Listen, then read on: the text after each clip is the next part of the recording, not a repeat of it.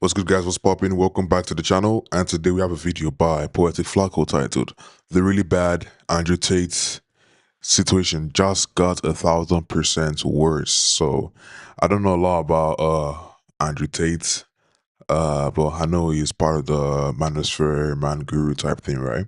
And as you can see here on my screen, you can see how soon the Tate brothers could be extradited. I'll not say it to the UK, extradited.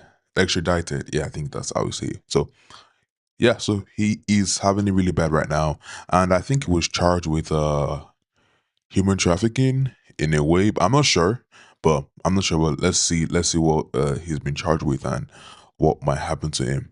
But that's by the way. A lot of our videos have been really doing well on the channel, and I appreciate you guys. Thank you guys for your support and everything. Do like the video, like, share, subscribe. Let's get this video out there and let's see what we have today. Shout out to Poetic Flacco for this video. He is going through a lot right now. Andrew Tate is 100% fried and cooked after being arrested by U.S. Marshal pending an extradition to the UK. Yo, after what I heard today, if Andrew Tate is extradited to the UK, Andrew Tate will spend the rest of his life in prison. And I'm almost certain about that based on how things are going. Here's a perfect example of what I'm talking about. Andrew Tate is charged with being in possession of inappropriate images of underage women. Well, a clip. All right, but my bad. I said human trafficking, so that's definitely wrong. So yeah, being in possession of images of underage women. Yeah. Is surfacing right now of Andrew Tate admitting that he had a girl doing webcam services for him when she was underage.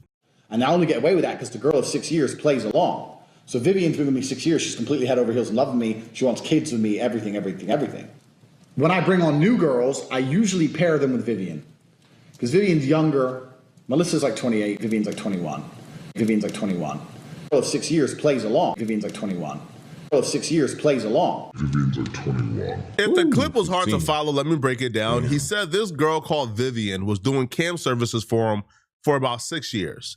He would also say that Vivian is currently 21 and she would help him make other girls feel comfortable doing cam services. Well, if Vivian is 21 and she had been doing cam services for 6 years for Andrew Tate, then that would mean that she was doing cam services well before she was legal. And that's terrible. Like, is evidence like this is going to be presented in court, and I just don't know how he's going to talk his way out of it. Now, a legal expert went on Piers Morgan, and he broke down the intricacy of this case, the possibility of him not being extradited, and Trump stepping in and intervening, and him staying. He also talked about possible sentences for the Tate brothers. Everything just looks terrible right now for Andrew Tate. Like, he's absolutely cooked. Arambo, thank you very much indeed for joining me. How significant are these arrests of Andrew and Tristan Tate on United States soil, especially given the fact there is an extradition treaty, obviously, with the UK, and the belief is the UK are pushing to have them brought to the UK for justice? Piers, good to be with you. It's very significant. We're talking about 59 total charges now, relating to 7 alleged victims for offenses that span between 2010 and 2017. Wow. You have the 21 original charges, and now you have 38 new charges. And so you have 3 alleged victims in the first round of charges, and now an additional 4 victims here. And I know that there's talk on the internet that somehow the Trump administration and allies are going to somehow block the extradition. But since the extradition treaty has been signed between the UK and the US, only one case has ever even been held up for extradition.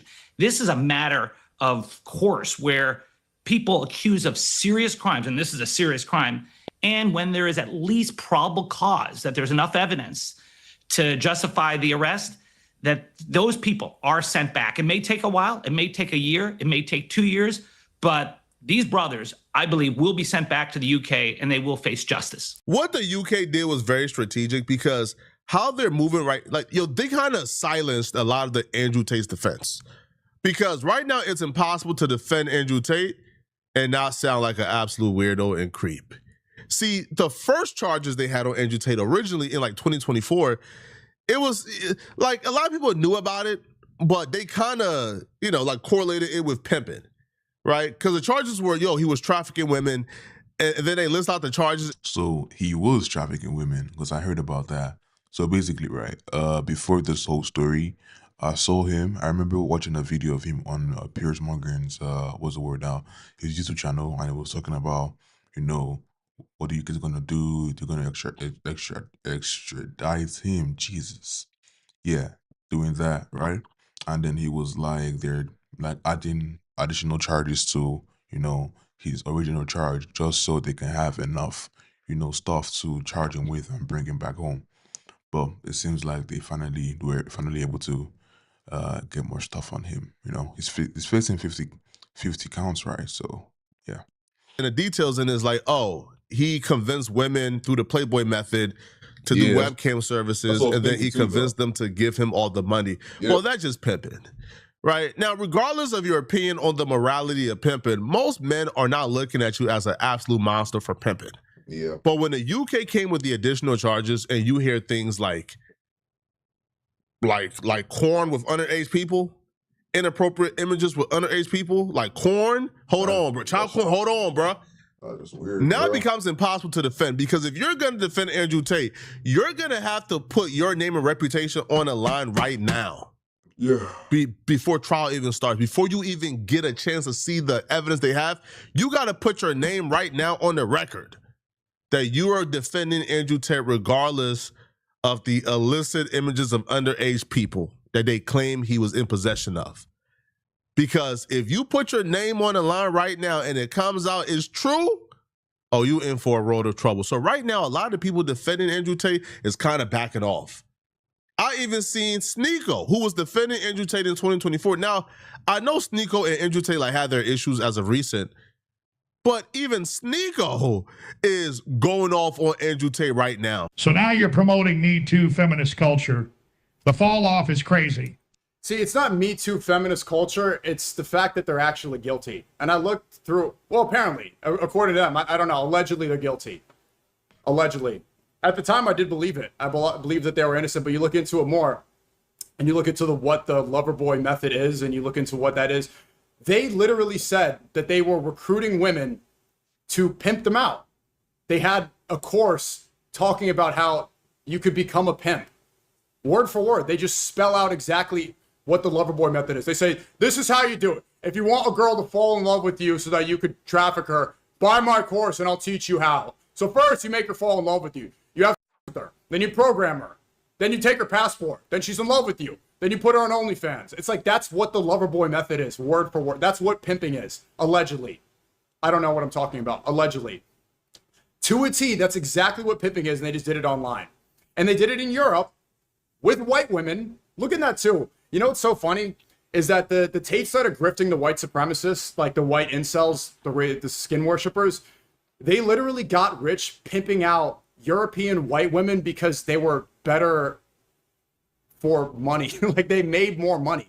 Do you think that they were pimping out Asian girls and black girls? No, they moved to Romania because the crimes, they thought they were going to get away with it. They said, Romania's the third world country. I could be a mob boss. I'm a mafia. I could bribe the police. I'm like the cartel of Romania. Sneeko and Andrew Tate has had their issues as of lately, so take that with a grain of salt. But Yeah, that's just an obviously, example of like, somebody who was on the Sneeko. opposite side of the spectrum in 2024 when his Andrew Tate allegations first dropped to where they're at right now. And I feel like when the brother said, yo, man, bro, Trump and them ain't touching this, I agree. Trump is not touching this. Now, Andrew Tate was probably under the assumption he's cool with Barron, he's cool with Don Jr. Trump and them arranged for him to come from Romania to the United States. They were involved in that. They arranged the travel plans to fly for him to just go directly from Romania to the US so he doesn't stop in Europe. But now I feel like Donald Trump ain't touching this, man. The charges is just too foul and flagrant. What would Donald Trump look like from going to being accused of being Epstein's best homie and best friend, to go from being accused of being in the Epstein files, to go from being accused of protecting the Epstein class, to then protecting Andrew Tate and stopping him from being extradited when we're talking about charges involving underage people? I mean, I ain't gonna lie. So, I mean, he has been charged of way, other things too. So if you think about it objectively, right? What what bad can one more bad charge do to the president, bro? Like, I ain't gonna lie. So, or more can one bad charge do? They can't do anything to him. So, I mean, if the thing is, if he wants to do it, if he wants to stop the extradition, damn. If he wants to stop that, though, right? If he wants to stop that, he can. And I don't know that there are penalties or whatever, the case for that, but he can do what he wants as the president, right? But how does it look? He already has a bad image in front of the people. I feel like majority of Americans are not favorable to the current administration because of the wars he started, the fuel, gas prices, everything rising and everything, right? So he's already an unfavorable administration. So if he wants to do it, he can do it. But I think he has midterms coming up, so he has to watch out for that. But whatever he wants to do, he's gonna do it. So yeah. That level of PR is something that bro, Trump don't even want to touch that. So unfortunately for Andrew Tate, he hedged his bet on somebody who's the most disloyal human being on planet Earth. Trump don't care about you, bruh. Right? You traded on your own people. You traded on your own people, bro. His father is like a black guy from Chicago, I heard. So you traded on your own folks to support that family just for them to trade on you. Wow. Now you have an additional delay in the United States because the brothers are going to be able to try to fight extradition. It's a loser. They're not going to stop the extradition, but they can go from judge to appellate court, even to the U.S. Supreme Court. They can fight it all the way. But here's the bright spot for those of us who want justice, is that as they appeal, they are most likely going to be held in a detention facility, in a jail. They're not going to be out there living the high life like they have been in Florida. They're not going to be co-hosting bare knuckles fighting competitions. They're going to be in a cell while they wait through the appeals. There was a statement from Joseph McBride, who's the lawyer representing both brothers. Last night, the United Kingdom, a corrupt and fallen nation that jails its own citizens for tweets while ignoring gangs it found too inconvenient to prosecute, conjured up a wave of charges against the Tate brothers. This is not law enforcement. This is a political hit ordered by a dying empire that fears two free men with a microphone more than it fears actual criminals walking its streets. And their case has been taken up by a lot of people online, including Nick Fuentes, who tweeted, "Free Andrew and Tristan Tate. It would be a national humiliation," he said, the United States to allow the UK to extradite them. Two American citizens over trumped-up Me Too charges. The same country that persecutes white people for speech while importing rapist migrants. So you can see the way the political wind is blowing here in certain quarters. The Trumps have historically been reasonably friendly in terms of their view of the Tates. Does this change that? I don't think so, Piers, because it's limited to what the Trumps can do here. So first off, what hypocrisy for these internet influencers to take the side of the Tates when they are some of the leading voices against Epstein and the so-called Epstein class. Well, how is this any different than what Epstein had done? At least the accusations are just as serious here, but yet they take up for these guys. I don't know the difference other than I guess they identify Andrew Tate with themselves and the MAGA movement. But even if Trump wanted to do something here, the court system is independent. The only thing that the Trump administration could do if they wanted to is that at the very end, when the courts have ruled and they're about to sign off on sending them back to the UK, the Secretary of State, Marco Rubio, could block it because he could say that this is a political prosecution, and that would violate Article 4 of the treaty between the US and the UK. But that is almost never the case. I mean, that has happened once to a diplomat, not someone like this. And does the Trump administration really want to be on the side of these notorious manosphere, misogynist, pro-terrorist individuals? I don't think so. And remember, even in the MAGA movement, there's a split when it comes to the Tates, because Ron DeSantis, the governor of Florida, and his attorney general have been trying to get them arrested in Florida. There's a 0% chance that Marco Rubio is doing this. J.D. Vance and Marco Rubio are literally campaigning right now to be president. Trump is still president. Vance is doing every podcast in the world. He's going on liberal outlets like The View to campaign for presidency. And his only opponent right now, and on the right, is Marco Rubio. And Rubio is campaigning right now. He's working with media. He's putting out stories like, hey, listen, man, Trump going too far. I had nothing to do with that. So these folks ain't about to take that risk, bruh. What, pardon who? Andrew Tate? And then you got to answer for this in about 2 years? Imagine being on a debate stage after Andrew Tate, right? So let's just say this. Imagine being on the debate stage, and then somebody brings up, what's your take on Donald Trump like doing everything in his power to suppress the Epstein files? And then you go, well, listen, man, that was the president's decision. I had nothing to do with that. And then they say, but ain't you the one who stopped Andrew Tate from being extradited to face his charges with underage women? And then you got to answer to that? Man, stop it, bruh. You got to answer to the women voters, the female voters who they hate the red pill, even if they are right wing. They hate the red pill manosphere bros. Man, nobody is taking this risk, bro. If I'm Andrew Tate, I would have stayed in Dubai, bro. Andrew Tate had a better chance of staying in Dubai, living in Dubai, and forgetting about it. Forgetting about Miami, forgetting about New York, forgetting about all of it, bruh. Stay in Dubai, be rich, be healthy, and never leave at all. See, because when you're in Dubai and you're somebody with that much money or as much funds that Andrew Tate reportedly has, because Andrew Tate claims he has like $1 billion, right? Which I like highly doubt. But Andrew Tate reportedly makes about what, $10 million a month off of like the university. So let's just say he's been making about, I don't know, $100 million for about 4 years now. So Andrew Tate got that much money. He essentially can break any law he wants to break in Dubai. They would never extradite him. He has enough money to sit with the princes. So Andrew Tate left that for Miami, especially, the minute he arrived in Florida, the AG said, oh yeah, we're launching an investigation on Andrew Tate and finding out whatever we can charge him with, we're going to charge him with because we don't want him in our state. I don't know why he would do this to himself, man. Y'all let me know in the comment section what y'all think about this, man. Y'all think Andrew Tate coming home? Y'all think Trump is going to step in? But if you enjoyed this video and you want to watch it.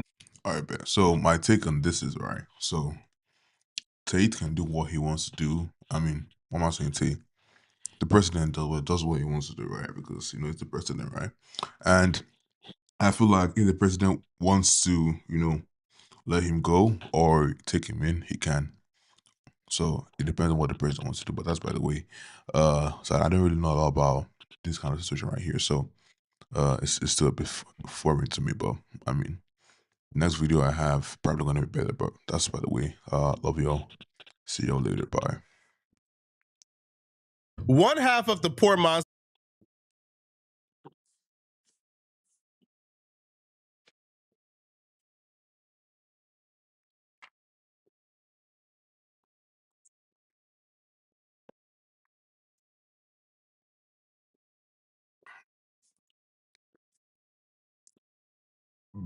Excuse me. Let's get ready for this shit. Actually, I can't lie.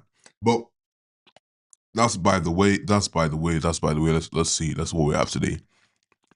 And today we have a video by Puerto Flaco. Titled Today was a very no, that's bad. And today we had a video. And today we have a video. And today we have a video by Puerto Flaco titled Today was a very bad. Today was very bad.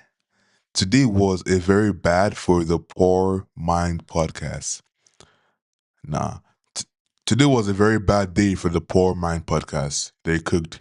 So I think that's what he meant to say, but excuse me. That's what I meant to say. And so the thing is, right, I know this podcast. I've forgotten their names, but like I watched them, I think 2020. I don't know 2020 because they had the YouTube channel back then and they were like making some home content. So I watched them and I still see some of their, some of their videos now and then, and I rock with them. I mean, they're calm, they're cool, they're not I don't know, it's just a fun thing to watch actually. So I ain't gonna lie, just a fun thing to watch. But let's see what we have today. And by the way, do like, share, subscribe, comment down below what you feel about this video, and let's see what we have today. podcast Lex P just got exposed. Yeah, her name is Lex P. Lex P and Drea Nicole. Just remembered. Yeah, they're pretty chill. By a woman from her past. Lex P and this woman was apparently friends for a very long time. They work at the same club together until one night where a random occurrence at the club changed their relationship forever. The woman that exposed Lex P, her name is Toya Kent. Now, Toya Kent discovered a secret after a random occurrence with Lex P at the club one night. And the secret that was exposed to her was apparently Lex P was dealing with her baby dad and fiance at the time that she'd been dealing with for 8 years. Now, apparently Lex P and his fiance was dealing with each other for 6 years of their 8-year relationship. But the worst part about it, according to Toya, Lex P would often reference like this affair with her baby daddy and call the baby daddy Rapper Bay on the podcast to this day. And according to her, that makes her relive the trauma each and every time she hears Lex P go viral for talking about Rapper Bay. Leave that person in the dust. Like, I don't think you reap good benefits or positive benefits or yield positive results in life when you do evil shit to people on purpose. Yes, granted, this nigga was evil towards you, so you gonna turn into an evil person too, versus still being a good person. I agree with you because that's the road I always take. But I also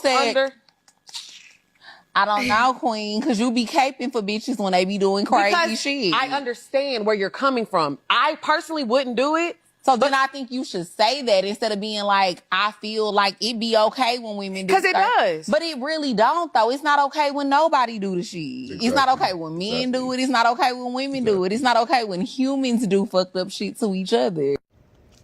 So my take on that is both parties, my baby daddy and Lex, they both played their part. And when I say they did their big one, they did their big one. That betrayal, y'all, did not just affect me. It affected my entire household. It affected my kids. It affected my mindset. I literally had to operate off of a broken heart. Do you understand me? A broken heart. And for years, I allowed people to call me bitter. I allowed people to call me evil. I allowed people to call me mean. And I never once addressed what betrayal has done to me. Men, if you're having a tough time understanding why Lex P is getting so much backlash for being a side chick, let me explain, okay? Side chick allegations for female podcasters are probably worse than snitch allegations for rappers. Think about a rapper going through a snitch allegation. That's the equivalent to a female podcaster going through side chick allegations. Because when a female podcaster sit on that podcast, they talk about women issues. They present themselves as pro-women, as girls. Cause they all sell dreams to these women, right? Like straight up, man. All right. They all sell dreams to these women. Well, when you are a girl's girl, I feel like if you're a actual like Poor Minds watcher, I don't know if all of you are, but if you are, you don't understand that, from the way they talk, from the way they act. I don't know about Drea, but I know that Lex was definitely, I won't say comfortably that she is a side chick or something like that, but I will say that, she kind of gives off that energy. She exudes that, what I'm saying. But like, so I feel like you are just like tricking yourself if you think they're not like that, right? Because I don't know, I've been watching that podcast, well, not consistently, but like I think I've watched it twice this year. Yeah, I watched it twice, and I feel like we all do know like who these guys are and what they're capable of. And if you can't reason for yourself, I mean, that's on you. I don't have any pity for you. When you're selling that girl dream to a woman on a podcast and females are identifying and relating to you, when they find out that you are the side chick who brought pain and anguish to another woman for 6 years, they look at you a little differently. They hear your words a little different. They receive you a little differently. Now, in the case of Lex P and this woman, it's beyond just side chick allegations. This woman is claiming her and Lex P were friends, and Lex P betrayed her. And that's what it done to me. I went through therapy, intensive therapy. 1 year I had 3 therapists at one time. Ooh. Do you understand me? My kids was uprooted from our family home because I could not be in that home no longer without him. So I had to go and buy this house that I'm in now. We are now a divided family from betrayal, from the mindsets of women like Lex P. Now, I only know all of this information from watching the podcast because I did become a fan of the podcast. Like, they are a wonderful dynamic. Like, they are so entertaining. They are. As she started giving him a code name called Rapper Bae, I started putting the pieces together. And then that's what gave my confirmation, because me and Lex worked together at a nightclub for 4 years. Yeah. And in those 4 years, she was dealing with him. Now, I didn't know, but what gave me an inkling was, once I left the nightclub industry, I became a business owner. And so I haven't been on the night scene for a while, it was some years. And so I was happy to see Lex when I returned to the nightclub, just a night out. But Lex was still working there. And I seen her and I wanted to embrace her and say, hey girl, how you doing? I screamed her name from across the bar and she stopped like a deer in headlights. And she just stood there frozen. And I turned around and I'm like, Lex, you good? Like, hey. And she just stopped. But then I noticed her eyes pivoted towards this guy who is my baby daddy's cousin. So when her eyes darted directly to him and I followed her eyes, I literally was like, what? I was like, and so when I looked back at her, she still was just like, and at that moment, I was just like, all right, she must have messed with my baby daddy, or they must be messing around right now. Hopefully it ain't nothing serious. I never addressed it because I truly hoped that it was just like a one-time thing or it wasn't nothing serious. It wasn't until her podcast that she admitted that they've been doing what they've been doing for 6 years. Mind you, I was with this man for 8 years. She delivered an effective hit piece. I'll tell you that. Because women are online right now acting like Lex P is like the second coming of Antichrist. They acting like Lex P committed treason, committed an act against humanity, which, listen, man, if these chicks was being honest, most of them have been side chicks before. Most of them. Right? Did Lex P really do anything that most women haven't done? No, not at all. Listen, the only part of this that I was disappointed in, that I was kind of like, was when I found out who the dude was. Like, because when you listen to Poor Minds, Lex P and her co-host, they put themselves on this pedestal, and you would think they would be dealing with like men, you feel me, of like high caliber. Now, I'm not saying this dude is not high caliber. I'm saying this dude is like a local rapper. So the fact that Lex P is dealing with a local rapper, but yet on the podcast popping big-ish, 1-3. I don't know. It's kind of disappointing because I thought the dude that Lex P would have been dealing with would have been like a dude worth like $100 million. His company just IPO'd, right? Like somebody of like high caliber, the way they be popping it. This is a local rapper who was effing on Lex P and apparently still effing on Lex P because this dude and her, I guess, is currently in a situationship. Now, if you listen to the podcast, Lex P actually talked about how she would never post her relationship. Now this kind of explains why, right? Because if you took somebody's man and you was dating that man the same time he was dating his baby mama, you probably wouldn't want to post him either. Now, Lex P did hide behind the veil of social media ruined relationships. I guess now she's kind of forced to kind of talk about this because this situation right here is damning for her reputation. Women and female podcasters, they have this different type of relationship. They look at all these female podcasters as like gurus. So if the guru or somebody who you believe is on your side actually presents themselves as the women you hate in terms of the woman who's taking your man from you, it's going to be bad for the podcast overall if she don't address this or address this properly. That situation out to me, and I don't care about anybody saying, Toya, well, you need to move on, or Toya, you bitter, or Toya, ma'am, listen, that was my person. That was who I stamped as the man of my household, the father of my child. Yeah. My children, because they saw him as they. I ain't gonna lie. So first off, right? So I'm African. Well, I'm African and I'm in Canada. So let's say, I've been here for 2 years. So I never understood the baby daddy, baby mama type relationship. Well, I never understood like the intricate details of what that means. If you don't understand, put it down in the comments down below. So you're dealing with someone, you have one kid. I think if you have one kid, first off, you shouldn't even be dealing with someone and well, you're not married. Well, we'll put a hold on that. But still, though, right? You have a kid. You have a kid. You get 2 kids. Like, why are you so effing around and getting kids, right? And you're dating your baby daddy. How is that? Like, I didn't understand how that works though. You're dating your baby daddy, the father of your kids. You're dating him. Yeah, I ain't gonna lie. I don't know how that works though. So if you all understand how that works, just put it down in the comments below. But I am out of words for that. Out of words for that. To get some as they did. And I don't have family. That was all the family I had. I built that family dynamic because it's one thing when I came from a family that I couldn't have. I didn't choose that family. So I don't have family, but the family that I created,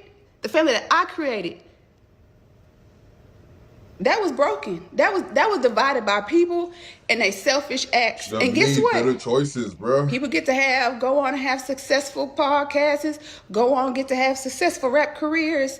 And me, I'm dwindling down in my businesses because my mind cannot operate off of the hurt, the pain, the betrayal, the broken heart. It's like, it's so much. She was doing well up until that. I ain't gonna lie. So I don't subscribe for that self-pity type mindset. I don't know if because I'm African or whatever, but like I feel like once I've been dealt a bad card, you have to find a way to get out of that situation fast, ASAP. Once you're found out that someone is cheating on you for 6 years, that's a long time, bro. That's a long time. That's a long time to, still be held up on that. I understand we all what's the word now? We all heal differently, at different stages. I'm still healing right now. So we all heal differently, but that's a long time. That's a long time. You can't allow such a thing to be dragging and holding you down for such a long time, such a long period in your life. That's not it at all. So I feel like that's a bit sketchy too. That's a bit sketchy, but I mean, I can't tell someone how they feel. Why did they feel that way, or why are they feeling that way for such a long time? That's but still, you all should make better life choices, bro. Don't go out, don't go, rappers and everything. I don't know. But I mean, do you? But don't come to the internet and start, crying and complaining about what happens. Everything has consequences. So make better choices in life. Point. See, she was doing well. She should have stuck with, man, she is a snake and then stick with that. Man, once you start to get into, my personal life is crashing, my business is dwindling, I'm not as successful as I want to be because of the hurt that Lex P gave. Man, come on, bro. Nah, homie, that's right? What I'm saying, nah, right? Man, her podcast doing well. She gets to build businesses for herself, and she gets to succeed. But I can't succeed because of what they do. Man, listen, man. Listen, bro. People experience heartbreak every day, bro. Yeah. That ain't the reason why your businesses ain't doing well. I'm sorry. Now that's a cop out. That's an excuse. Now that I won't let you get off. Okay, your businesses are not doing well. They're not dwindling down because of Lex P and your boyfriend like cheating and betraying you. That's not why. Okay, Lex P went on to have a successful career because she has a work ethic. You can also have that career as well if you have a work ethic. Work harder, right? But still blaming this relationship, which I think they're like a year or so broken up.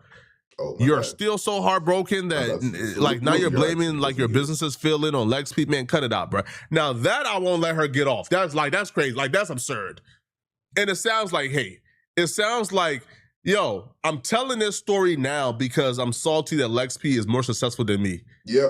And it feels like you're gonna use whatever you can use against her that you have over her head. Yeah. To try to destroy whatever she got going on. Yeah. Now, this is where we really have to examine the motives of even doing this. Because in the beginning, she said the motives were her just trying to tell her story. Now it feels like the motive is you want to tear down Lex P and her podcast because you feel like she don't deserve success because of what she did to you. Came on me. And so for people that just... I ain't gonna lie to. So, I mean, if you feel that way, you are entitled to feel the way you want to feel. if you feel that because of what she did to you, she stole your man and she's more successful, she doesn't deserve to be more successful, you can feel that way. But what do you do when you feel that way? Do you just wallow in self-pity, or you work on yourself? Do you study your game, study your craft, work on yourself, put in more hours? You understand what I'm saying? Hard work matters. So there's that too. So anyone can feel what they feel. Anyone can feel what they feel, but you have to, what do you do? That's the question. What do you do when you feel such things? Do you stay the same, or do you improve yourself? That's the question. And I love you. Do you improve yourself, right? Don't stay the same, Life moves fast. You gotta move with it. Be like, move on. This is not an intentional position or state that a woman that has the livelihoods of many on her hands want to be. How many kids does she have? But this is where I am. And I can't hide it no more. Yep. Imagine grieving somebody and they still alive. Imagine grieving these memories. It's unfair. I ain't gonna lie, you lost the plot here, bro. You lost the plot. You lost the plots. Yeah, you lost me right here. You lost me right here. So I all this she's saying right now it's irrelevant, right? We don't need to know all these things. Like it's irrelevant, right? It's irrelevant. We don't need to know all these things. We don't need to know all these things. Just move on with your life, right? Move on with your life. Become more successful. That's simple. Well, it's not simple, but well, it's that simple actually. But I mean, you know what I mean. And it's disheartening. And I'm not doing this to bash Lex or my baby daddy, because the situation is done. The only person recovering is Toya. But I'm putting this out there for people that have the mindsets of Lex Pease, or the mindset she had. Y'all, deal with somebody that ain't got no family, or deal with somebody that ain't, in a relationship. But do y'all understand, like, the damage control that y'all do? It's unreal. It's unreal. Some people like myself take years to recover, because in my mind, in my soul, he was a part of my lifetime. Hey, man, y'all let me know in the comment section, what do you guys think, man? Do y'all believe, that this right here is something that Lex P has to respond back to? Do y'all believe this could destroy Lex P's career? Let me know in the comment section, okay?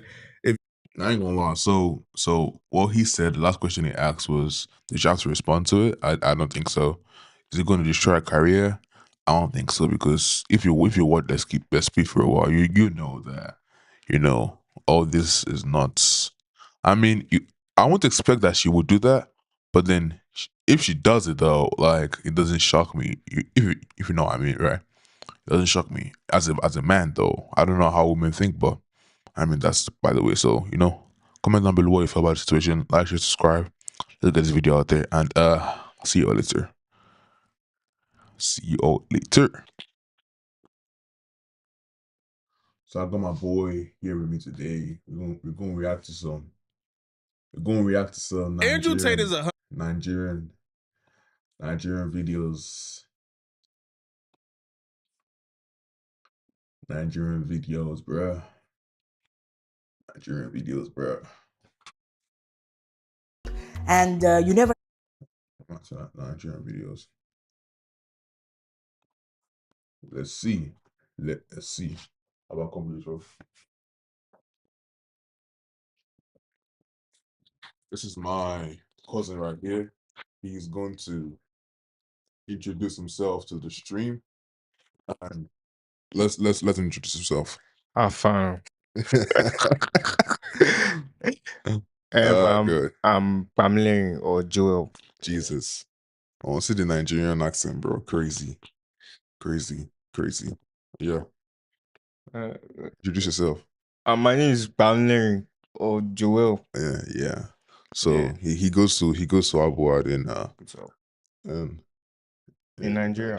Yeah. I do Ekiti, Nigeria. So That's where it goes to. And today we're reacting to a video by Beverly Adeize, How Cake Exposed the Nation. Let's discuss the Lagos Cake and Picnic. Cake Picnic / Lagos Cake Picnic. So, can you hear though? Can you hear what they're saying? Okay, no, voila. So y'all just, like, share, subscribe. This is probably going to be the first video from the Nigerian channel, because I think I have 3 channels now, and I'm posting like intermittently different channels and everything. But that's by the way. So I mean, I might slip up and speak Nigerian, if you feel me. But let's see how it goes, and let's see how it goes. Actually, let's see how it goes.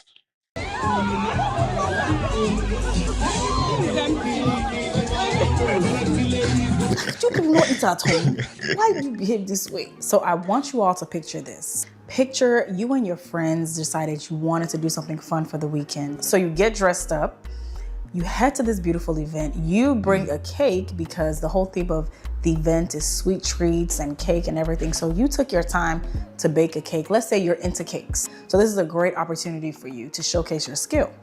So you and your friend, you get to the event, you notice that, okay, wow, there are a lot of people here. You place your cake on the table, and the organizers now say, all right, it is time for everyone to get a cake.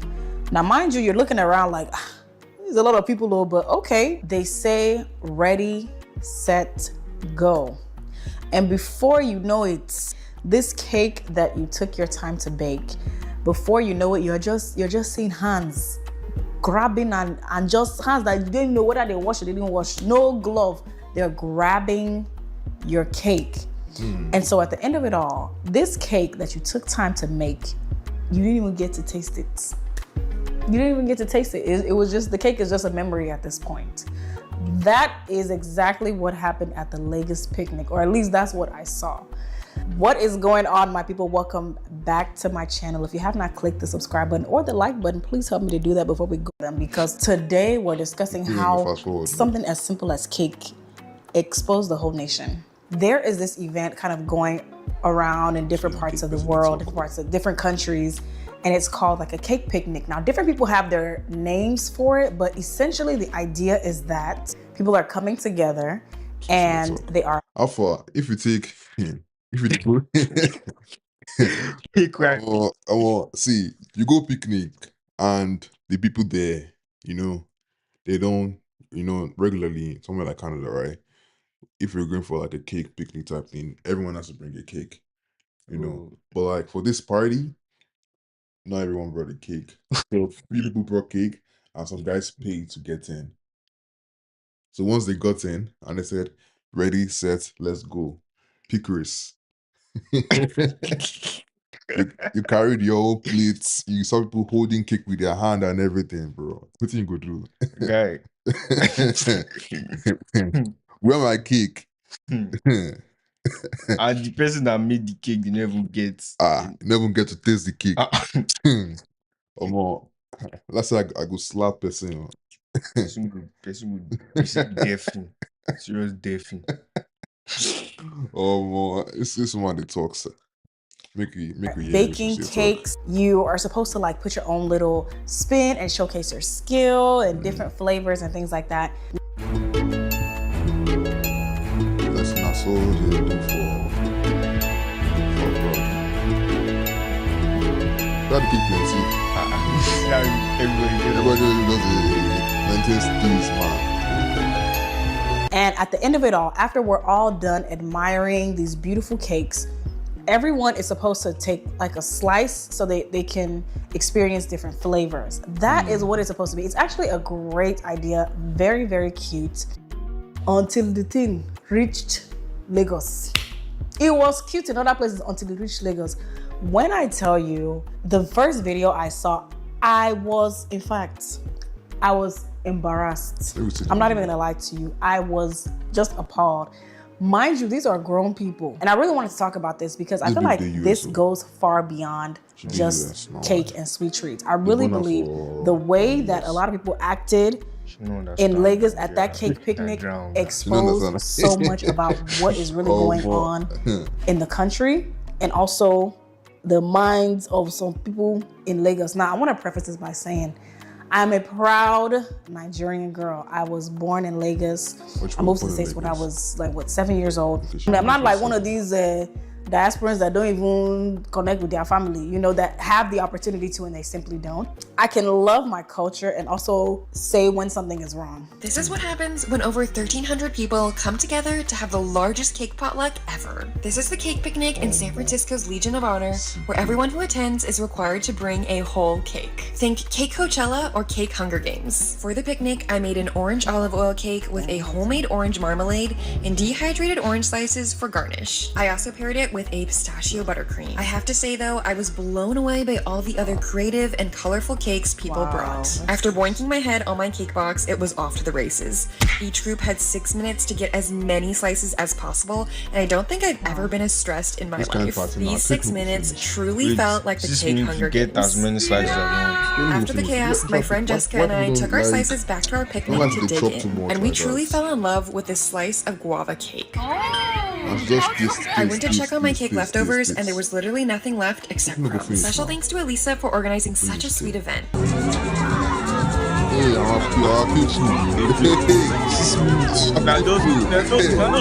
see, at least okay, they don't start the use on now. Break. 1 minute person. Sharp. Back it down.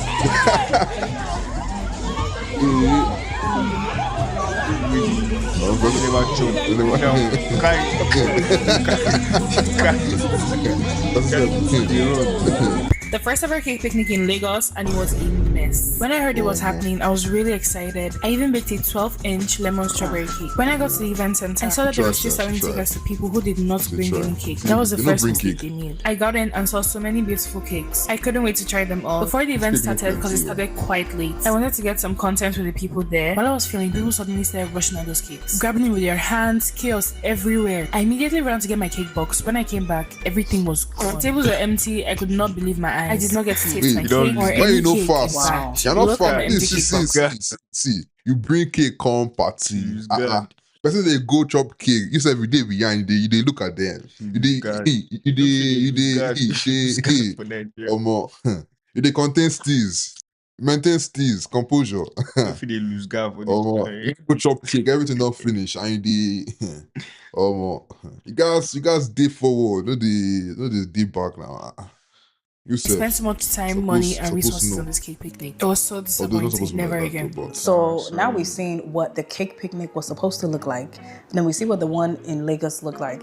First of all, let's talk about what this cake picnic exposed. I'm not going to blame it 100% on the organizers, but I feel like they had a very big role in what happened. I really feel like this was a cash grab for them. And that's just my personal opinion, and I'm gonna stand on that. They saw this event and they were like, okay, let's bring it to Lagos. And maybe the intent in the beginning was like a fun event, but the fact that you're selling tickets to people who aren't even bringing cakes. You see the amount of people that were at the Lagos cake picnic versus the amount of cakes.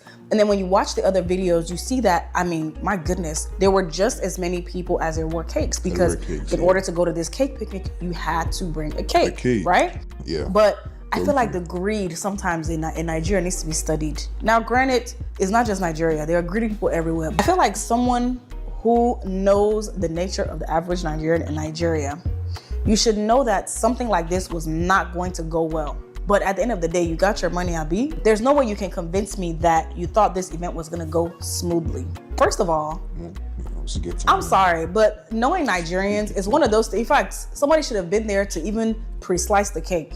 If you see at these other events, even when they say, all right, everybody go, and people are kind of like running, kind of lightly jogging to the... For church too now, for Sunday, although I've not been in Nigeria for a while, for 2 years now. But when they get Thanksgiving now, and we share cake, the usher go partition everything, because say, even myself, I go chop too. No matter. Myself, they don't precise, I go chop two of those precise, I go carry and go. So you see, I don't know, would you call it a Nigerian thing? Because it's a hustle, like hustle. It's a hustle. Because from a young age, we've been taught that you have to be fast. You have to think fast. You cannot be behind. You have to be have to be very fast. So when you see that kind of opportunity to chop, and because sometimes, I'm serious now, sometimes you don't know when you're going to eat the next time. Well, Yeah. let's say that.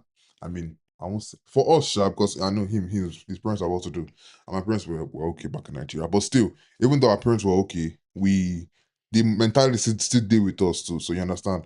But for guys, we don't get money like our parents or anything like that. So the matter go worse now. They chop 3, the person could carry 5 because Sabi say, hey, will I eat tonight? Will I have anything tomorrow? Because money no day. I know the way Nigeria is going right now. It's not funny, yo.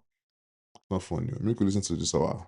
Cake, there is still decency. Even with the rush, people are cutting a decent slice. If you were gonna give people boxes, knowing that you sold more tickets than there were cakes, the wise thing would have been when the MC is like entertaining the crowd or whatever, you have one of your organizers or one of the volunteers go and literally cut reasonable slices. Even though, yes, granted, some people will take more than, at least when you tell them, okay, one slice, take one slim slice per cake, at least someone else can be like, it's only one slice now. But when you leave people with whole cakes, with people who have the mindset that I need to take as much as possible, why won't they become animalistic? Okay, so the organizers are definitely responsible. The next thing that this revealed to me was just the anyhowness that is acceptable in our culture. Dealing with some Nigerian businesses, there's an anyhowness that is like plaguing the land. I'm telling you, there is a lack of organization. Again, going back to the organizers, as you can see, one of the videos, it started late. Okay, and that's another thing too that I feel like we feel like it's a part of our culture. You see somebody come into someone's wedding 5 hours late.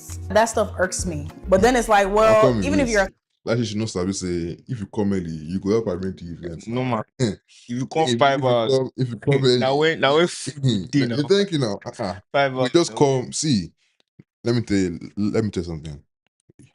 When you have an event, if you come early, you're the one that will help arrange everything. You sweep, you arrange the pots, you do the decorations and everything. But if you come like 2 hours, 3 hours in, everybody's already seated, everybody's already getting ready, they're serving food, they're already giving like, 1 or 2, to hold body down. So now there you're supposed to come. But if you come early, you go help everybody arrange everything now. So now why? Timely person, you don't want to show up and in fact, they're even asking you to, blow balloons and set up tables. So you show up late. And so it just breeds this cycle. It's like, are we ever going to break free from this? There's a lack of organization and there's also an anyhowness. And I feel like we also do the bare minimum just to get by, right? So I want you to notice that in all these other videos, the cakes seem to be a reasonable size. I saw a cake at the Lagos picnic that was literally like this size. I saw one that was a big pan. Don't get me wrong, it was a big pan of cake, no frosting, no decoration, no thought into the cake. You see how the other people, she put her oranges on there, she put the little rosemary and she uses as an opportunity to showcase her skill. But when it comes to us, we just want to do the bare minimum to get by. I'm looking at the cake inside the foil pan. I think there were 2 cakes inside the foil pan. One even looks like somebody was picking it as they were driving to the cake picnic. What made you think it was okay? And the organizers, what made you think it was okay to accept this? Why didn't you state that, first of all, you need a cake to get in? And you have to know that with Nigerians, you have to give them stipulations. Otherwise, they're gonna do whatever they want, bare minimum, okay? And say you have to bring a 12-inch cake. That's what I would have done. You have to set those boundaries. The cake has to be 12 inches and you can either buy it or you can bring it, but it has to be this dimension. Otherwise, you'll have people trying to get the most. Like they're coming there for cake, but they just want to give the smallest they can give so they can go and collect somebody's cake. Also, there's like this disregard when it comes to order. And there's also an inability for us to queue up and stand in a line. Why is it that I'm watching videos of Davido and Chiyoma's wedding, a wedding that was $3.7 million, and then when it comes to the line for amala, and I know, listen, people love their amala. Yoruba people, they love their amala. I think I've tried amala like twice, and I like it, but it's not worth it for me to be behaving like I've never eaten before. Why am I looking at people in their nice suits with their bowls hanging out as if it's feed the children?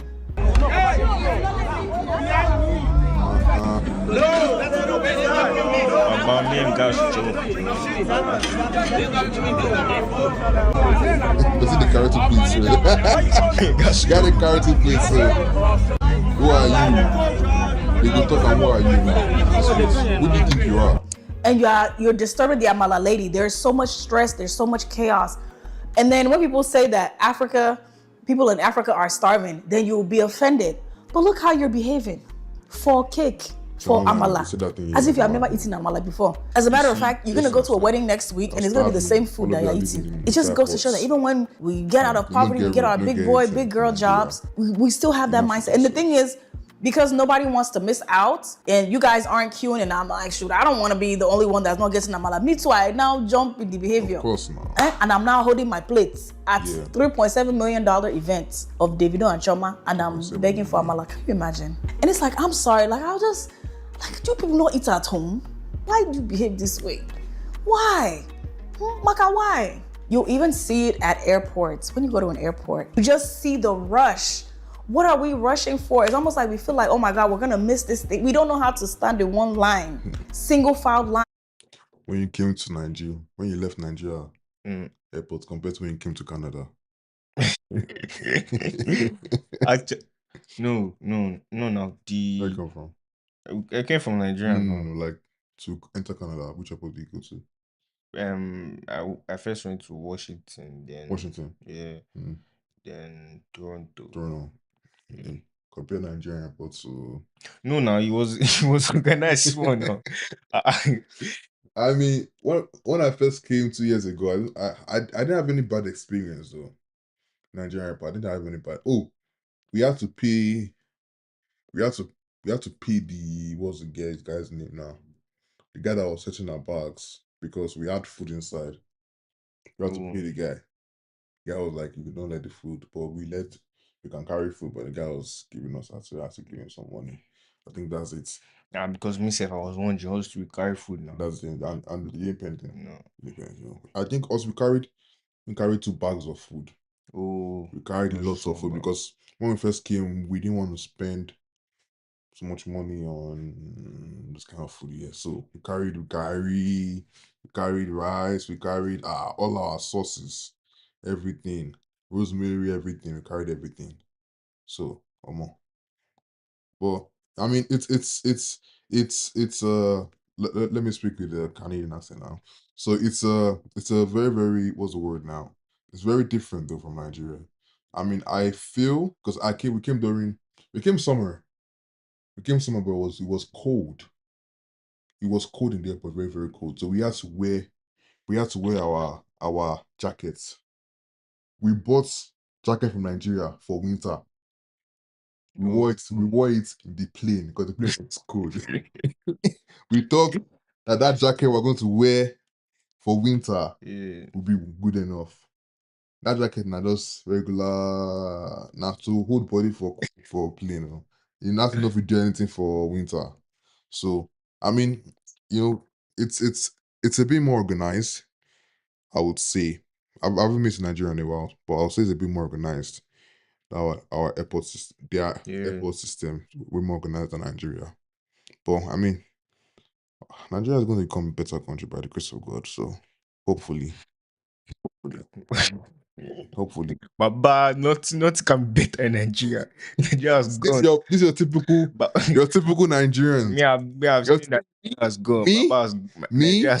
I've left Nigeria and I'm praying for my country. I've been out for about 2 years. I'm not going back. I'm not going back. But I'm praying for my country from afar. But it's because you're inside, that's why. But once you go, you keep playing. You keep praying. Once you leave the country, you start praying. But like, hopefully, Nigeria becomes better. Hopefully. By the grace of God. Patiently. What is the rush? Is it that we're plagued with the fear of missing out? What are we missing out on? Please. You can't wait in the line for the shuttle bus as if there's only one shuttle bus coming, and if you don't get on that shuttle bus, you're gonna miss the flight. And sometimes I blame some of these airline companies because they're so inconsistent and they're so unreliable that people are like, I can't miss this flight.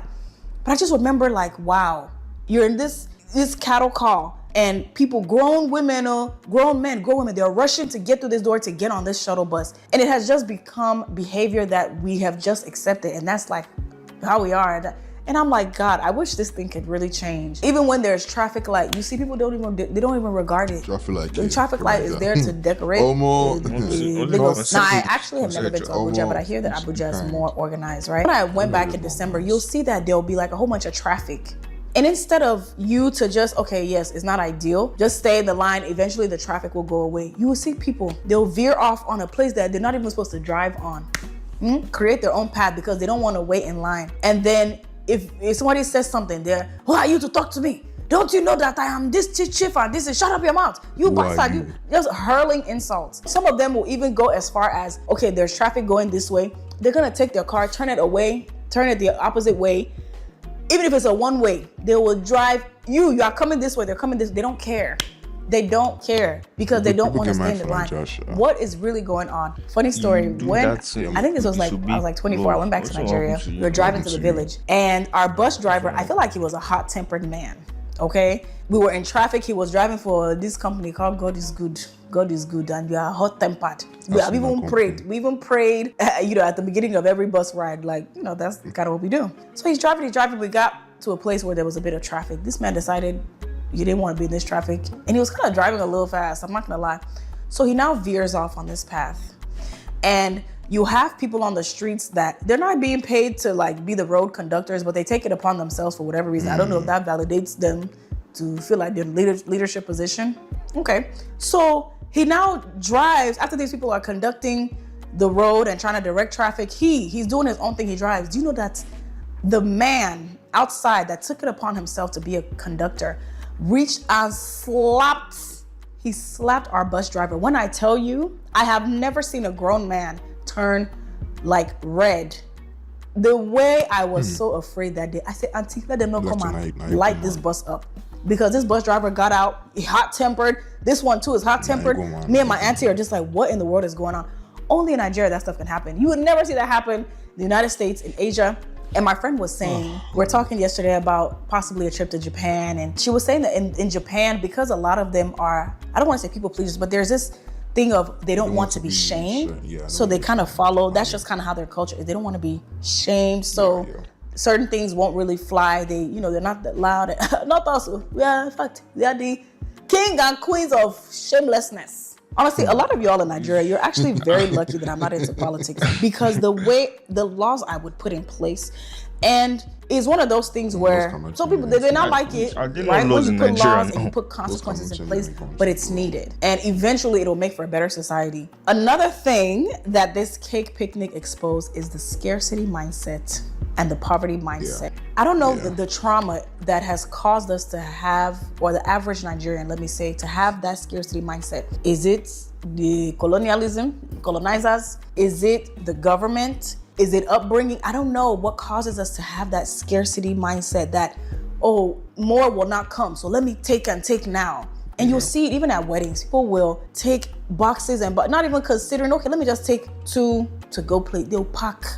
They'll send their children to come and get plate upon plate rice that, the rice will even eventually spoil, so not really considering, that, hey, other people have to eat as well. So just take a reasonable portion. Yes, there's a lot of food, but why is it that you have to take 8 and send your kid to now come and take so much? And you're fighting with the food lady. Why? And I really feel like this was probably what was triggered in the minds of the people at the Lagos Cake Picnic, because maybe some people had the mind of, okay, let me just take, a decent slice and go. But once you start seeing people grabbing, I feel like for some people, it just turns on something that like, me too, let me join them and grab because I may not get cake, right? Now, granted, I don't know everybody's situation, but from the looks of it, these people are dressed nice, they look good. So if they are shake for this thing, and I have to ask him for him to let me play it.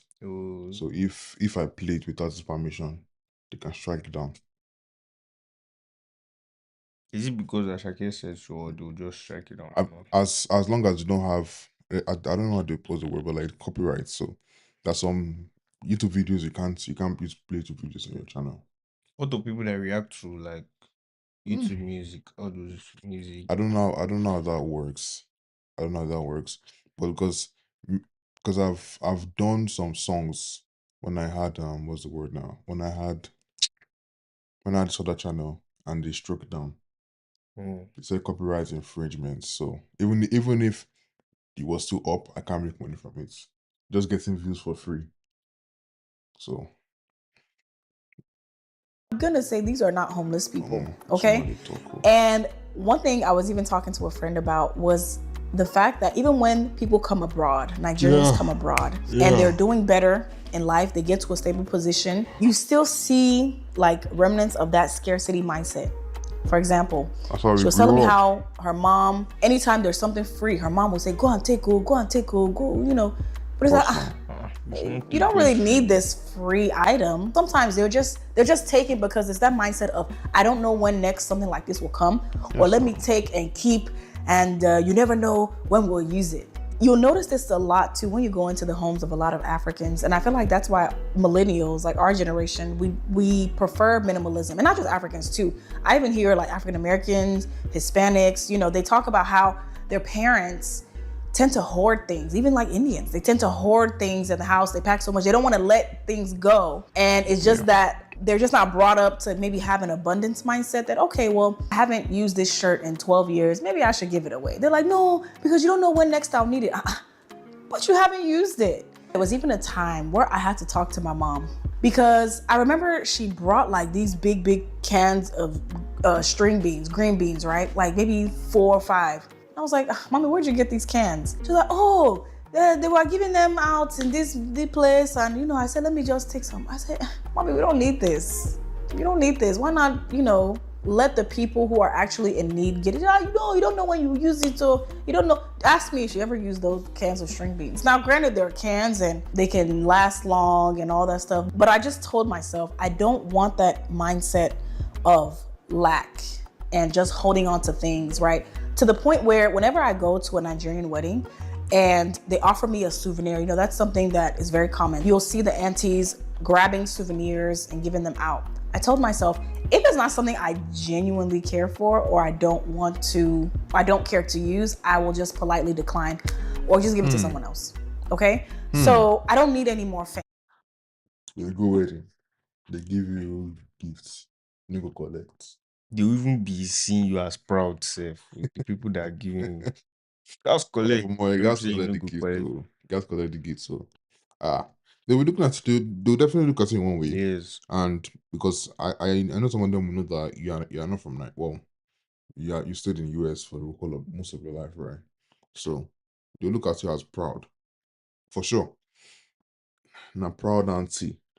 But I don't think she's married though. She's not married yet. It's good. Maybe on the day of, sometimes I'll even bring my own fan, right?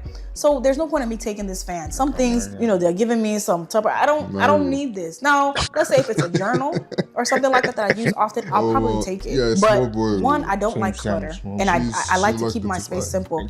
And I just don't want to have that mindset of just because something is free, it means that I must take it. It really doesn't, right? There's going to be more things in the future, more things coming up that I'll be able to partake in. I'm just so against that mindset, and I have to train my brain essentially to not have that scarcity and poverty mindset. And my dear, lastly, you will see that unfortunately, because the government in Nigeria is so corrupt, people are so greedy. Instead of taking on this position and looking out for the people, you're looking out for your children, making sure they're going to the best schools. You're making sure that you are taken care of. You leave the people to fend for themselves, right? Because you are thinking about yourself. I mean, what you're even giving them is crumbs. They're forced to fend for themselves. And so it's like, when does the cycle really end?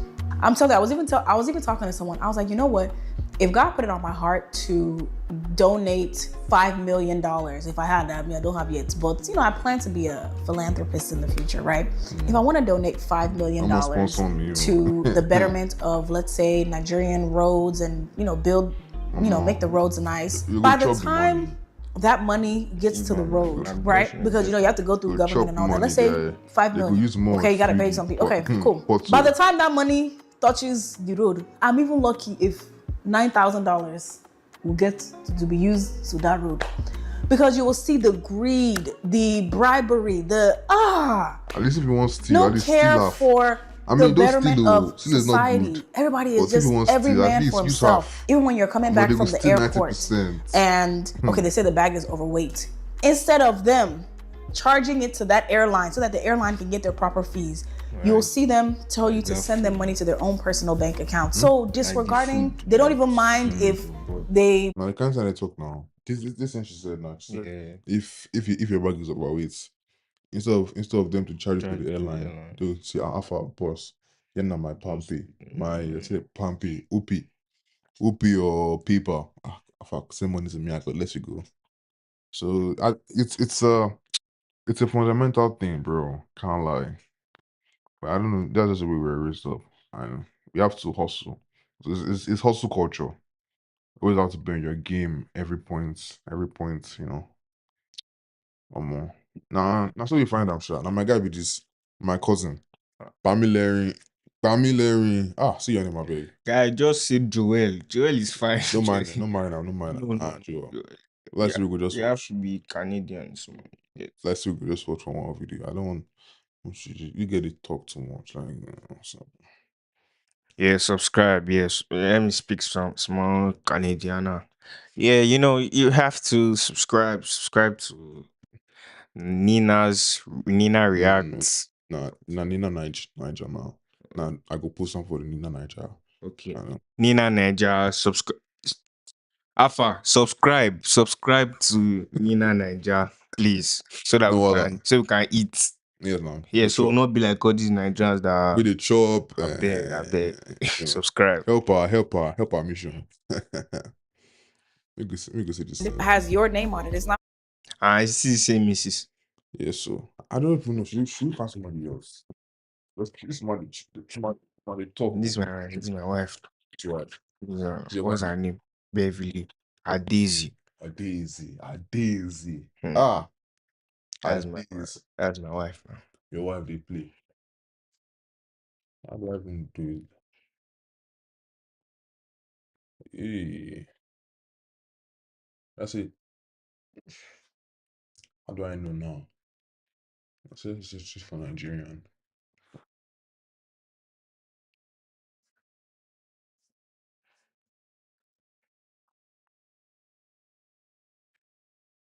I know I'm subscribed to. I'm subscribed to this Baba. This guy came back from. Which guy?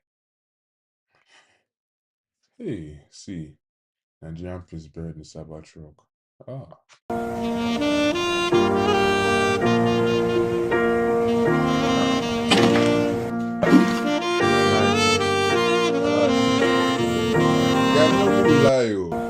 Yeah, my bad.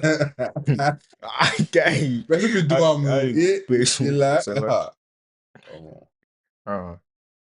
I define I get one Baba we let's subscribe to his channel. Dayo, that's his name. He left Canada for Nigeria. He's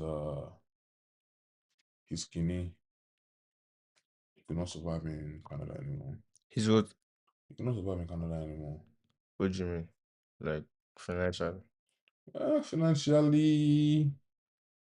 Financially, what's the word now? Let's watch that one. Which one? This one.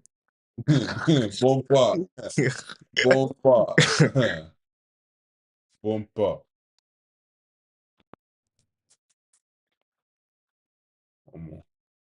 What do you guys think? We should watch that one now. What is it's Philadelphia? I mean,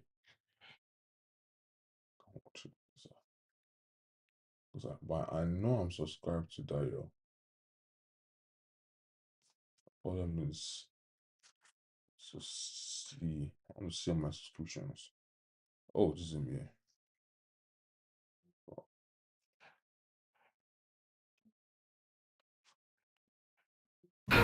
Dayo, you should probably be recording a video right now instead of sitting. It's one of his videos, but I know he has. Although he's been making videos for a while, but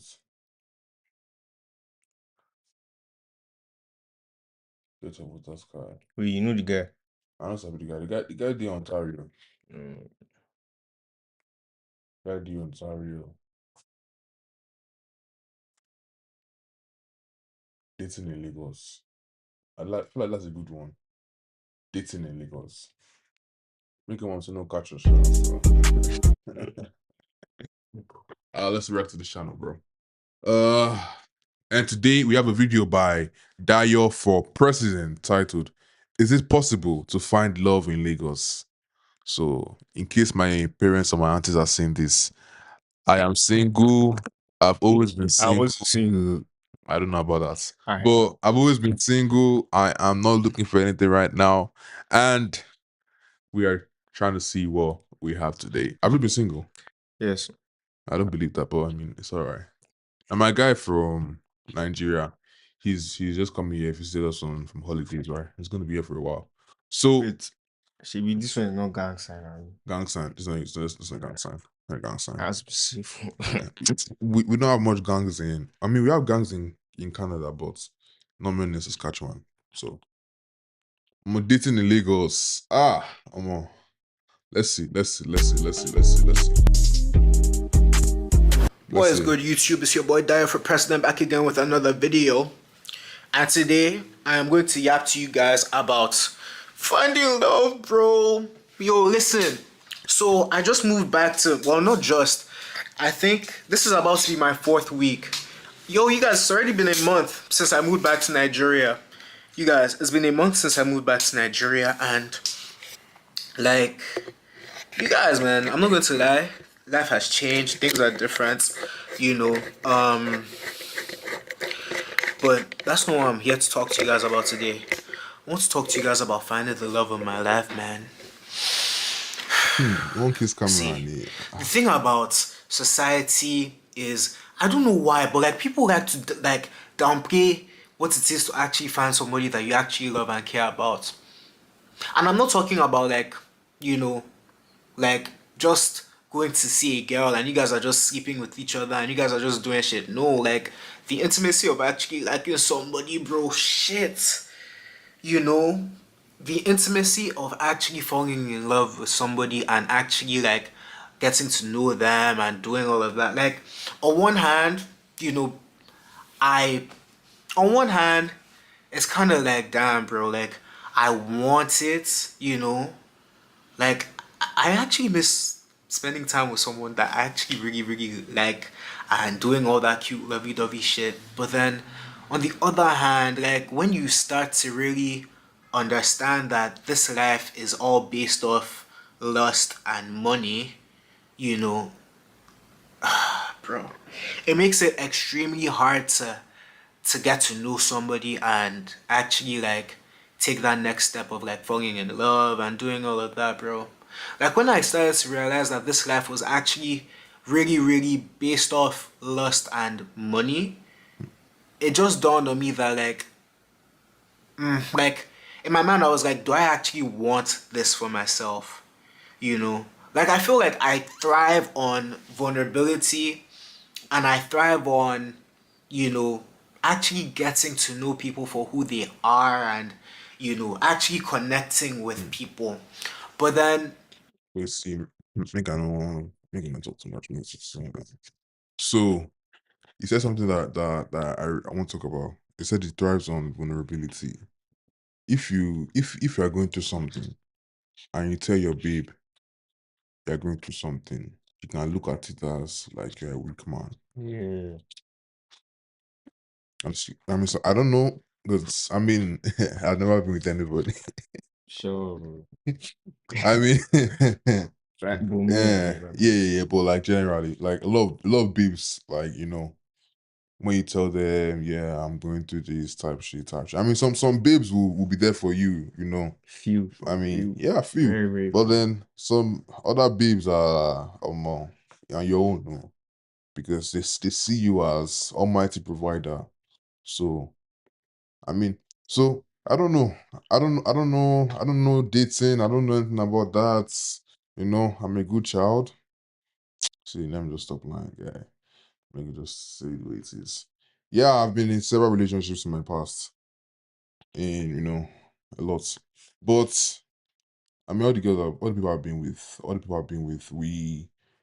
I have, I have been open to them whenever I'm going through something, and I feel like they've been, pretty much as reasonable with understanding what I'm going through. So there's that about that. And I feel like if your babe or if the guy you're seeing or if girlfriend, I don't mean like hooking up and everything. I mean like proper girlfriend or boyfriend. Yeah, with if you can open up to the person and let the person know what's up with you at any point in time, that's a bad girl. I know my guy here has been with people, but he doesn't want to talk. When I've dropped the yachts. It's up to him to tell us his own Now now, that bro. I'm older, bro, like I just realized that a lot of Let's people see. just use vanity metrics for everything. A lot of people use like how much money you have in your bank accounts, how big the girl's ass is, It's not how big vanity, her no, tits are, how nice she looks in the the money is face. not vanity. But like nowadays, nobody Just really get money. cares about what's actually going on inside you. Like I'll say this: the most attractive babes that I have been with in my life always had an issue up here. Be it a talking stage, be it an actual relationship or anything like that, the more attractive the babe was, the more insane she was. But you have to think of it though, right? Because like all these fine babes, like to get like guys have probably been acting them out since they were young and everything. So like they are used to, getting things at a whim, right? So a lot of them are usually more proud and everything like that. So it's understandable. It's understandable. It's understandable. I don't know about you, but Most of them usually don't have sense. If you are fine and you have nyash, they don't usually. they cannot hear you now. Yeah, they cannot hear. I cannot hear you. You have to, where's your How oh can they hear? see you're talking here. Your kidney is going here. See where it's going to. How can You're talking here. Baba, they can You're hear me. talking here. Your kidney is going here. How can they hear me? How do you know where You're it's supposed to going? keep it here. Keep it here so they talk like this. Or How do you know where it's going? it's supposed to direct it to your mouth like this. Put it for here. Don't worry, I hold it. It's okay. Yeah, no. So most of the girls that I usually find, they don't usually have sense. Most of the people have sense. Sorry to some people that I find that are watching. Sorry. But most of you, most of you usually do have sense. I'm sorry. That's what I mean. Yeah, I mean, my fair knowledge. Yeah, there are a lot of people that I find they're usually proud and everything, right? So you know what you're worth. And it just made me realize that, bro, like because we use vanity metrics to measure somebody's worth, when someone knows that they are fine and when someone knows that they are good looking, that is when they come and do the most crazy, like that's when they just become the most nonsense person, the worst behaved person that you've ever met in your life, bro. Like, damn. But then on the other hand, like I know that like these fine babes are not good for me, bro. I know that they're actually not good for me. Like I know that I need to stay away from these babes. But on the other hand, bro, they're just so fine. Like, like what can a nigga do, bro? What can a nigga do? Like every time I see a fine babe, like just walking down, I'm like, God, she looks so good. But at the same time, I know that she can ruin my life. What kind of life am I living, bro? Like somebody talk to me. You have to give your life to Christ, bro. Me, I'll come on here and judge people for using vanity metrics. Me too, I use vanity metrics, like, bro. But at the same time, like, I will say that when I start to get to know someone, and you guys probably feel this too, but when you actually start to get to know somebody, yeah, it now becomes a situation of like, damn, like now I know this person and I know their flaws. Like it's crazy. The thing about lust, yeah, is that when you're lusting over somebody heavy, and you guys are doing whatever it is and you guys are having fun, cool, but then it just feels like lust, especially as a guy, bro. As time goes on, it just turns into responsibility, just turns into responsibility. Like now you have to like make sure that she's eating, she's done this, like what if you get her pregnant, like God forbid you get her pregnant, bro, Like now you have a baby on the way, and now you have to pay more bills. You know, in this fucked up economy. Like, jeez, you know. But you know, I said all of that to say this, like, bro. I remember when I was like in my first year of uni, bro, like, and like I've done a story time on this and how I'm feeling. I remember when I was in my first year of uni, and I had a girl that I really liked, and I had a girl I really liked, but then things didn't work out. You know, we ended up falling apart. But I will say that during that time that I was in love, that was probably the best I ever felt in my life. Let me not lie. Bro, like I've said it in a video before, like you could actually be shoveling shit for a living. You guys, you could be shoveling shit for a living, but like, as long as you know that your babe loves you at home, bro, you shovel that shit with a smile on your face, bro. You shovel that shit with a smile on your face. So like now, like, you know, so now that I'm back, like, and I keep on saying that I'm back. Now that I'm back in Nigeria, bro, it actually feels like, okay, now I have my freedom. I'm in my country, you know, and okay, like working on getting a job. I do YouTube, so okay, like the more my YouTube grows, the more money I make, cool. But like now it's like it would be nice to get to know someone for real. YouTube money. $100. There's someone that I'm interested in, but at the same time, I'm like, is she feeling me? Is she feeling me? You know, is she feeling me? She's a fine babe. Like those you know, yes, no.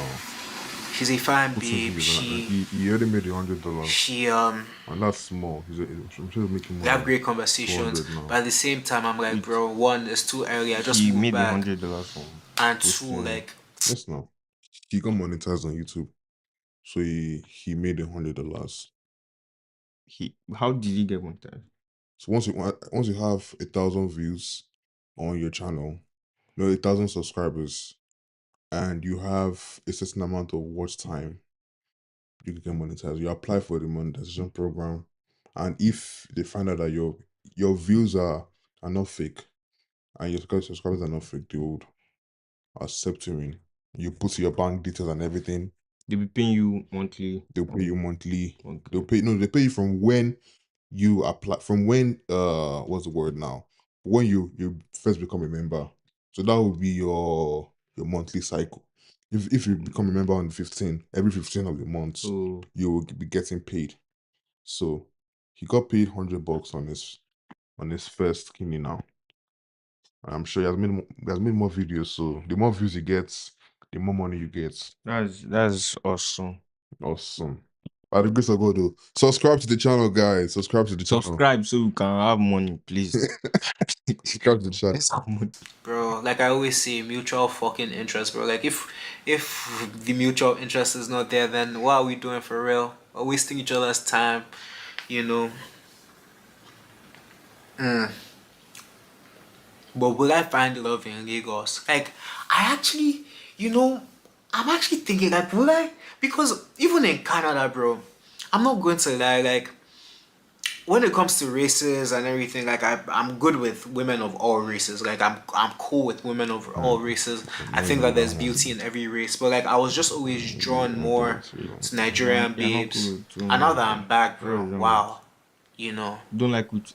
Wow, like I just feel so comfortable relating with my own people compared to how I felt when I was in Canada. You know, like I don't know if you guys watch like Netflix and things like that. Like, you know how you could be watching Netflix and like, just smiling. like you're watching like a Nigerian movie on Netflix and like the guy falls in love with this like Nigerian babe at his work, or you know, I think colorful settings guy. Behave. No. So the guy's talking about guy's talking about babes already smiling. Let's continue. This is problem with Nigerian niggas. Bar or something like that. Like, I wonder what my Lagos love story is going to be like, bro. Like, will Dio for president find love in Lagos? Like, it's weird. The guy just smiling. Like, no, serious. You guys are smiling, bro. Sometimes I wonder, like, I feel like I want to, like, I'm becoming a bit more popular in the Nigerian scene because I'm making these videos, you know, about like my life and things like that. But like, I wonder if like I'll meet a girl on social media. The one time that I met a girl on social media, well, no, I didn't meet her on social media, but then she had told me that she had seen my videos, and she saw me in the club, and she came and she was like, "Oh my god, I watch your videos. I've seen all your videos. Blah blah blah blah blah." You guys, this girl was fine as fuck. She was so bad. Just said it now. You met a guy at the club. And you know, she comes up to me, we're talking, and then she now like kind of takes me to like the back of the club because like we were in the club. No, seriously, you can try. You can find what? You can find good girls. Good girls at the club. You know, there are some girls. Mommy, Eh? I will just call your mom say that. I said, "That's girls that No, finish. There's some girls that walk. Let's see. When it comes to don't stop talking. Talk. There's some girls that walk. No, there you can actually find some good girls. Good girls at the club. Yeah. After that, don't chicken bomb. No, like there's some. Relax. There's some girls that just go to the club to have fun, like with their friends. They'll go to the club with their friends, just party and stuff. Are those ones no? You But they have friends that go to club. Those friends can be influencing them small, and you will not know. But are they good or not? And they can be good, but they can become bad. Now, not everyone is good forever. You see. You chef, you first get back to good. She's bad. Okay, they play. Bad, sheesh. And you know, she comes up to me, we're talking, and then she now like kind of takes me to like the back of the club because like we were in a club, and we're just talking and everything, and you guys, she kisses me, bro. Wow. She kisses me. So like, I think that is baby, they kiss you first time. I met you. She's a good girl. I met you today. Although I've been seeing your videos online. Yeah. I met you today. I take you to the park. I just kiss you. She's good. She's good. It's crazy how like you never know who's watching your content, bro. Like during that entire moment, you know, it was like, damn, I'm talking to this baddie, this absolute 10 out of 10 girl, and she's like, oh my god, I watch your videos. And you know, I'm not going to lie, my head was like, I was like, damn, like, I'm like, wow, baddies watch my videos. That's crazy. You know, when that happens, and then she kisses me, and then I lean back and I'm like, nah, like I don't really be kissing girls that I don't know, you know, like I don't really be doing that. And then she told me that, wow, like that's discipline, and it turned her on, you know. But like, I wonder if like somebody out there is watching me. Nigerian girls, guys. I feel I want to like go on, and I just like they want to watch it for real. But yes, the video is up to you guys. And yeah, I'm going through videos. Shout out to my boy Dayo. So he just came. He didn't just come to Europe. He came to talk to us about that. What's your experience with that babe?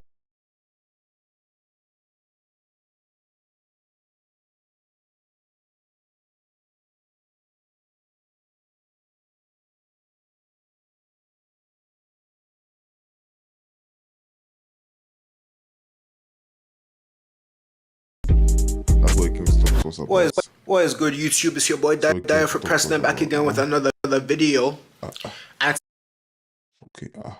Came talk to us about what you experienced. That's all. You gotta not get sense. How you not get sense? Yeah, we got tempted to kiss him right now. Not finish and this guy. Oh, guy, you don't see that thing twice. You don't see it twice. You don't see that kind of opportunity twice. Of course, but you are the right moment, right time. The problem is assist. You don't know if the baby has STD. Oh yeah, that's true. No, that's true. The baby has a cut in her mouth. She can transmit it to you. And life will spoil. Somebody. Yeah, once you kiss and there's blood transfusion. Yeah. That's what I mean. Me, daddy, I don't do that. But Wait, you really get to vote it? no. Okay. She doesn't watch it. I fear Can't watch it. What if you blow? If you blow, you watch you. Baba, this is not me. See, guy. This is not me. Sometimes somebody can even OJ can even see. So. No. We just can see you, bro. Hey, just saying to your dad, see what your kids are doing. I was like, it's Pamela or it's how we should record. Oh more. It's crazy though. Nigerian Lagos life, bro. Can't lie. It's always. Let's see another. I bet can you make me this window? I'm like. Just do what? I'm gonna be say this. Now from that side there. Middle. No. Pull it back down. And pull your window down. No. Down. Like sideways like this. Or more. You Sabi, look at this place. You know my phone. It's like don't teach me very well. Oh, the noise stuff like I didn't have to keep this.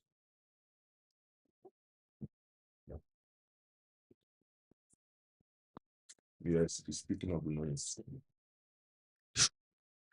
Speaking of the noise. Virus. Yeah. So like subscribe, yeah. Subscribe. That's the one I want to watch. Yeah, subscribe, please. So I need down for you guys. I beg. What this guy? What should we watch? Sir? Should we? I need to. All the videos I've watched today, I'm not even sure I like it like that. So I need a good video. You see, the guy is even posting. He's posting react. He's posting reacts. 80 views, 60 views. Yeah. I mean, it's getting about the same views I'm getting. Hmm. You know, one way. You see, Going off. Okay.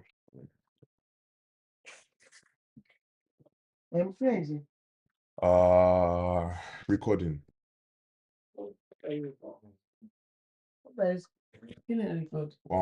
We're live now. On YouTube. YouTube. That's by the way, though. That is by the way. Let's see what we have. I ain't gonna lie, but he's been posting videos much longer than I have though. So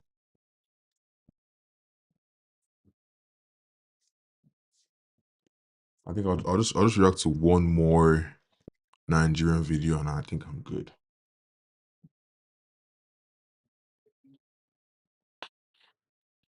One more video, I think I'm good.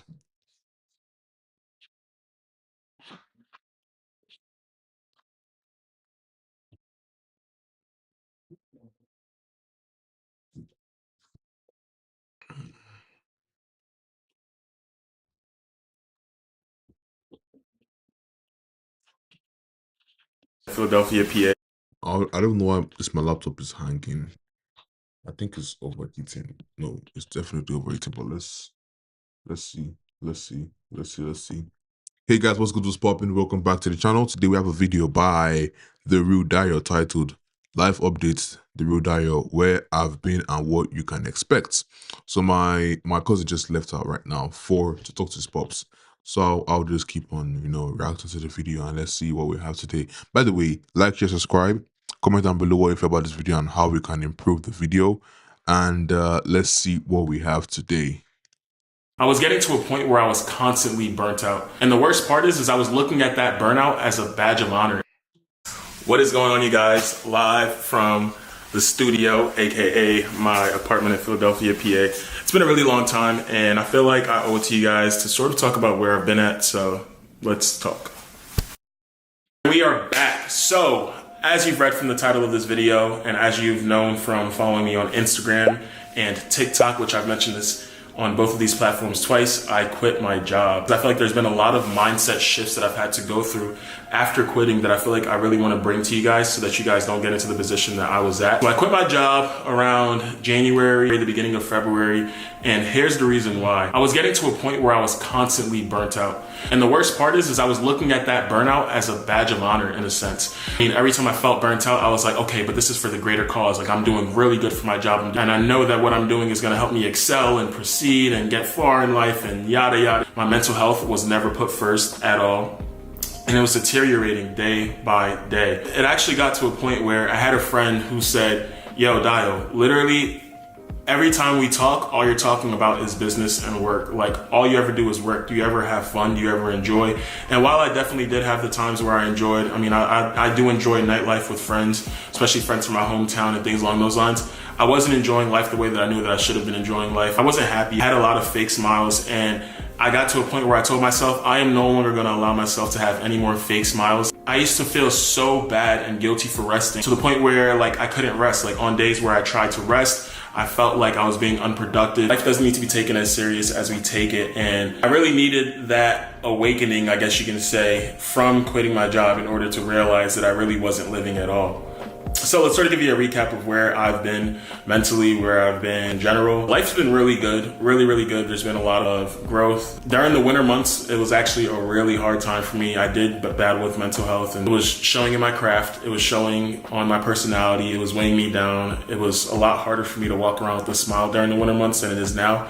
And I'm grateful for where I am now because I feel like I've grown so much from it. That's the reason why I haven't been posting as much, but I feel like I'm finally remembering and coming back to who I was before then and becoming who I'm supposed to be. I wasn't posting as consistently, but I was still making sure that I was getting content out that had a message behind it. And I was trying to make sure that the message behind it was still allowing you guys to know where I'm at and to gain what I ain't gonna lie. So I feel like the problem for me is he said he doesn't even know when to rest. I feel like my problem is I rest too much because like I can have something to do. This is my Nigerian channel. I'm not even talking like this though. Well, should I post this on my Nigerian channel? I'll post it on my regular channel. So my problem is I have things to do, but like I still end up doing them, but I end up doing them at the last moment. That's the problem with me, right? So I have to like learn to like, what's the word now? I have to learn to do things at the right time and everything. So that's my problem. And his problem is he works too hard and doesn't know when to rest. So polar opposites of ourselves. That's quite interesting. Growth lesson I wanted to come out of what I was posting. As you know from obviously this video and following me on my other channels, I create content, and it got to a point where the amount that I was making from content creation surpassed the amount that I was making from working full time, to the point where I was like, it doesn't make sense for me to compromise my life anymore, all because I want to have this badge of honor that says I was working as a project manager at a Fortune 20 company, and you know, he has all these accolades. I realized that what would bring me complete joy is being able to come on here, being able to share with you guys the experiences that I've had to go through to get to where I got to, tactics and habits that I've had to, you know, create and make part of my routine in my everyday life in order to get as far in life as I've gotten up until this point, because I still got more to go. You know, that's what I want to share with you guys. That's what I want to bring to my platform. That's what I want to be able to do for my life. I want to be able to help other people elevate, because at the end of the day, I realized what wasn't fulfilling me about my job is the fact that I wasn't able to create impact. But it always makes me feel good when I'm helping other people realize their potential within anything. So let's talk about what's been new with me. I went on 2 vacations. I went to Turks and Caicos. I went with my sister. I'll insert some pictures from the trip over here. All right. Looks good. It was a really good time. I had a lot of fun. It just felt really nice to be away, be in a completely different area, be in someone else's country and environment, and understand the way that they live and why they live the way that they live. I also went to LA with a group of my friends. You guys seen a bunch of that trip. And that was a really good time as well. It was definitely eye-opening to see a completely different area, feel a different weather, be in a different vibe. So, you know, believe it or not, LA is actually somewhere that I'm considering moving to. So because this one is really impromptu, I mean, I'm not talking off the head. I'm going to let you know what you guys can expect from me. You guys can expect vlogs. Of course, I want you guys to see a little bit more about me, my day-to-day, my personality, what I got going on. But I also really want to share a lot about my mindset and my growth mindset, because while I may no longer be working in corporate America, I still did have to go through developing the cognitive awareness in order to understand. Yeah, I ain't gonna lie. This has been a good video, but I mean, I don't know why I chose this video to react to, but that's by the way. I think this was a good stream. It was pretty good, and you know what? I'm gonna see you later. I gotta get ready for work, so yeah. See you later. Have a good day. Bye. Subscribe to the channel and